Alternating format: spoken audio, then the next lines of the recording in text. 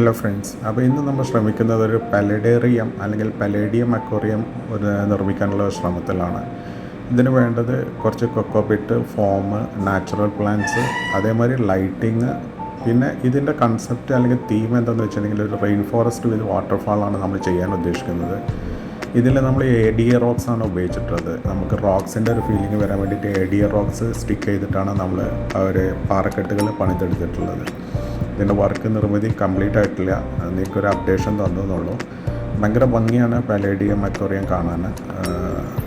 അതിൻ്റെ ലൈറ്റിങ് വളരെ ഇമ്പോർട്ടൻ്റ് ആണ്. ഈ അക്വേറിയത്തിൽ നമ്മൾ ഹീലിയോനിയോസിൻ്റെ ലൈറ്റിംഗ് ആണ് ഉപയോഗിച്ചിട്ടുള്ളത്.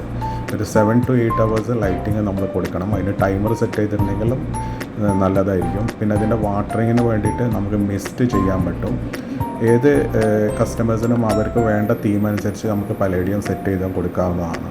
ഇതിൻ്റെ വർക്ക് കംപ്ലീറ്റ് ചെയ്തതിന് ശേഷം ഒരു വീഡിയോ അപ്ഡേറ്റ് ചെയ്യാം.